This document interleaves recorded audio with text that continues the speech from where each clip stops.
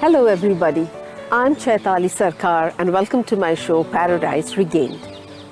Some of you may have watched my teaser in which I had put up beautiful pictures of my terrace garden last winter. Unfortunately, the vagaries of the temperature took it all away. I've taken up the challenge to get my paradise and my Eden back. By the end of this year, max January, while I attempt to regain my paradise, come join and you may also learn quite a bit from my program Paradise Regained. Quite a few plants in my terrace garden are annuals and perennials, but I wait for the winter for its beautiful blooms, lively, lovely, fragrant and oh so colorful. I prefer to germinate the seeds. I also buy little saplings and sometimes even propagate through cuttings. I refrain from buying ready-made plants and just put it into a planter of my choice because the bonding is not there. So today's talk will be on the right soil mix. I remember raising a very pertinent question in one of my teasers: is there an ideal soil mix? And is it more or less same or similar for all the plants? Unfortunately, the answer is a big no. But not to fret and not to worry, because just by twitching a few components here and there, you can provide the best ideal soil mix for your plants to grow, promote, propagate, flower, and of course fruit. Come, let me show you what the major components go into making an ideal soil mix. This is what I have for my plants, and maybe for yours too. This is garden soil. Just picked it up from the ground below, nothing special about it. This is cocoa peat. Now what's cocoa peat? I'll tell you a little later. This is sand, dried cow dung, bone meal or bone dust, and compost. A little bit about cocoa peat because there's so much of talk regarding cocoa peat. Now it comes in the form of these blocks. It's compressed coconut husk. You put it in water, it absorbs, soaks up, and it becomes this way. Have you seen? It's light. A lot of talk nowadays regarding cocoa peat being the ideal soil mix. People are preferring, especially for pots and balconies on terrace, because it's not heavy and it protects the floor. But I'm a little Puritan where the garden mix is concerned. I still go by my favorite garden soil. The reasons being, this is so loose, the root of the plant can't have a firm footing, if I may call it so. And it's so light, probably the water will just seep out. An ideal soil mix would be, let's make it for you. I'm taking garden soil, 3. And I'm putting equal amount of dried cow dung. Now it's easy for me because I have access to it. And for people who are thinking why I'm doing like this, holding the cow dung this way, I don't remember wearing gloves while changing my daughter's nappies, so I think it's fair enough. And a little bit of sand. Either you can mix the sand directly, or sometimes you can also mix it on the pot itself. Just sprinkle a little bit of sand below. That is for the water to percolate. We don't want water stagnating and rotting the roots. That's the end of the plant. And here we have bone meal and compost. These are like the vitamin supplements that we have. If you can provide your plants with it, fair enough. If you don't, it's okay. Compost, in one of my episodes, I'll see you how compost can be made from the regular vegetable peel that comes out from the kitchen, and everything including paper. That's homegrown, if you can call it. So I'm taking 1 helping of compost because it's readily available.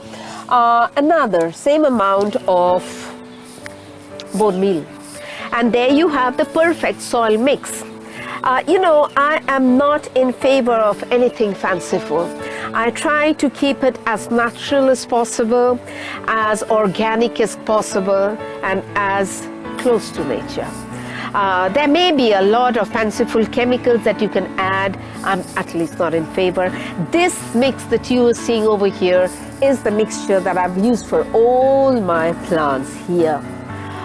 Whether they are coleus or croton or spider plants, bougainvillea, my bonsais too, they all have the same potting mix. For me, this really works magic. And don't fret if you don't have any of these. If you've got garden mix, garden soil, and you've got sand, I think that's fairly common.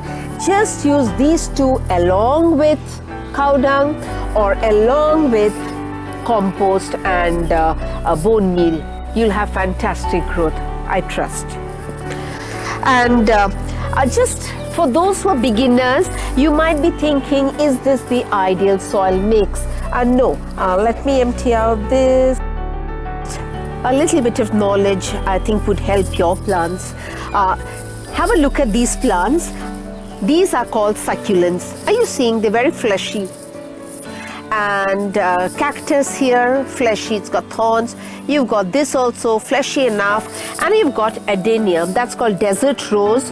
And if you could see the soil mix, are you seeing there's a lot of sand?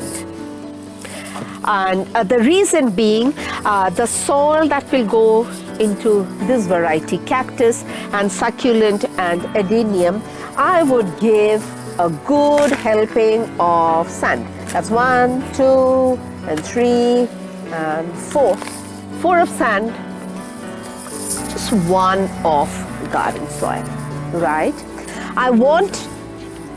Why so much of why so much of sand? Because sand is coarse. It won't hold any water. That's the reason for giving so much of sand, little bit of garden soil, just to give it a little bit of holding for the roots. And I forbid. I don't put coco peat over here. The reason is it holds a lot of moisture. I don't want the roots to rot. And if you've got the luxury, again, you can put helping of cow dung and bone meal or bone dust and compost. I have, so let me put 1 of each, 1 of this and 1 of this and 1 of this. There you have the ideal soil mix for plants like succulent and cactus and adenium.